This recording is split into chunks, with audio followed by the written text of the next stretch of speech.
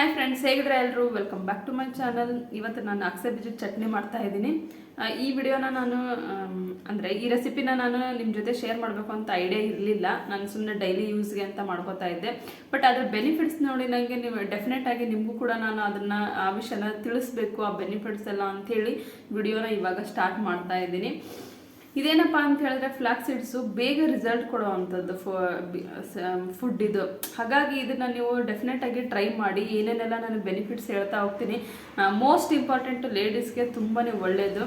So ಯಾವ ಥರ ಹೇಗೆ ಕನ್ಸ್ಯೂಮ್ ಮಾಡಿದ್ರೆ ಏನು ಬೆನಿಫಿಟ್ ಸಿಗುತ್ತೆ ಅಂತ ಕೂಡ ನಾನು ಡೀಟೇಲ್ ಆಗಿ ಹೇಳ್ತೀನಿ. ಎಲ್ಲೂ ಸ್ಕಿಪ್ ಮಾಡ್ದಂಗೆ ವಿಡಿಯೋ ನೋಡ್ತಾ ಹೋಗ್ರಿ.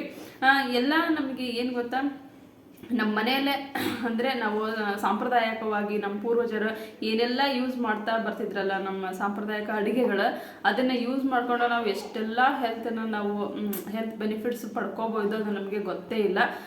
ಹಾಗಾಗಿ ಈ ಥರದ ವಿಷಯನೆಲ್ಲ ನಾನು ತಿಳಿಸ್ತಾ ಹೋಗ್ತೀನಿ ನಿಮಗೆ. ಅದರಲ್ಲೂ ಅಕ್ಸೆ ಬೀಜ, ಫ್ಲಾಕ್ಸ್ ಸೀಡು ಎಷ್ಟೆಲ್ಲ ಉಪಯೋಗ ಇದೆ ನಮಗೆ ಅಂತ. ಸೊ ಅದನ್ನು ನಾವು ಡೈಲಿ ತಿಂತಾ ಇರ್ತೀವಿ, ಬಟ್ ಅದರಿಂದ ಏನು ಬೆನಿಫಿಟ್ ಇದೆ ಅಂತ ಗೊತ್ತಾಗಲ್ಲ. ಸೊ ಅದನ್ನು ತಿಳ್ಕೊಂಡ್ರೆ ಚೆನ್ನಾಗಿರುತ್ತೆ ಅಲ್ಲ.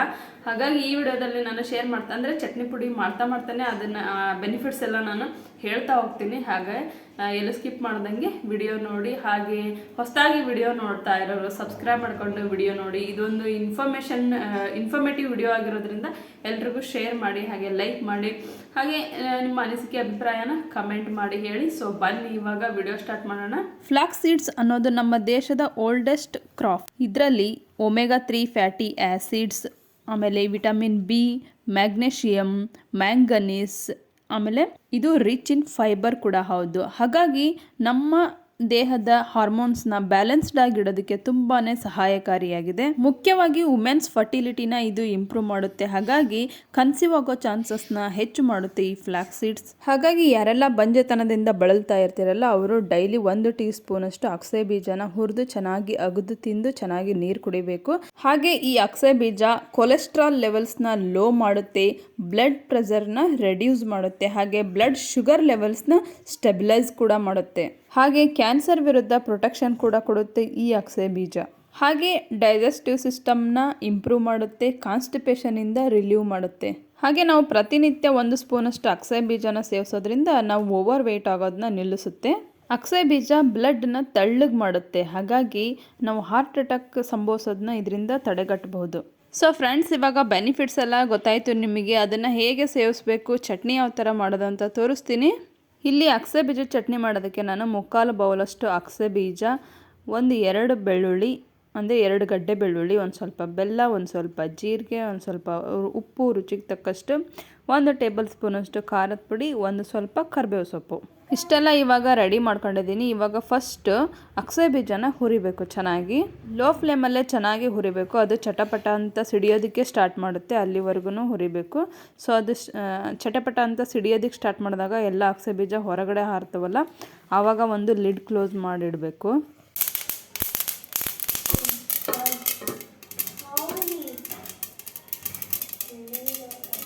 ಮಧ್ಯಕ್ಕೆ ಲಿಡ್ ತೆಗೆದು ಈ ಥರ ಕೈ ಆಡಿಸಿ ಮತ್ತೆ ಚೆನ್ನಾಗಿ ಹುರಿಬೇಕು.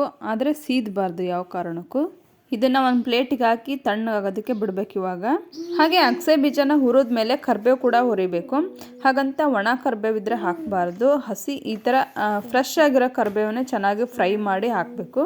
ಸೊ ಇವಾಗ ನಾವು ಏನೆಲ್ಲ ರೆಡಿ ಮಾಡಿಟ್ಕೊಂಡಿರೋದೆಲ್ಲ ಮಿಕ್ಸಿ ಜಾರಿಗೆ ಹಾಕಿ ಚೆನ್ನಾಗಿ ಪೌಡ್ರ್ ಮಾಡಿದರೆ ಮುಗೀತು, ಚಟ್ನಿ ಪುಡಿ ರೆಡಿ. ತುಂಬಾ ಈಸಿ ಇದು ಮಾಡೋದು.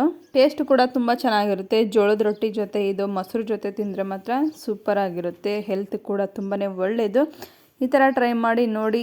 ನೋಡಿದ್ರಲ್ಲ, ಚಟ್ನಿ ಪುಡಿ ರೆಡಿ ಆಯಿತು. ಒಂದು 5 ನಿಮಿಷದಲ್ಲೇ ರೆಡಿ ಮಾಡಿಬಿಡ್ಬೋದು.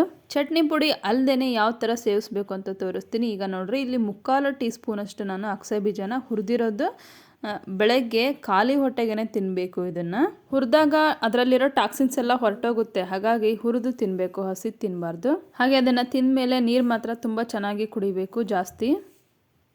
ಸೊ ಫ್ರೆಂಡ್ಸ್, ವಿಡಿಯೋ ನೋಡಿದ್ರಲ್ಲ, ಇವಾಗ ನಿಮಗೆ ಚಟ್ನಿ ಪುಡಿ ಮಾಡೋದು ಕೂಡ ತೋರಿಸಿದೆ, ಮತ್ತು ಬೆನಿಫಿಟ್ಸ್ ಕೂಡ ಹೇಳಿದೆ. ಎಲ್ಲ ತುಂಬ ಇನ್ಫಾರ್ಮೇಷನ್ ಇರೋ ವಿಡಿಯೋ, ಹಾಗೆ ನಿಮಗೆ ಯೂಸ್ಫುಲ್ ಕೂಡ ಆಗುತ್ತೆ, ಹೆಲ್ಪ್ ಆಗುತ್ತೆ.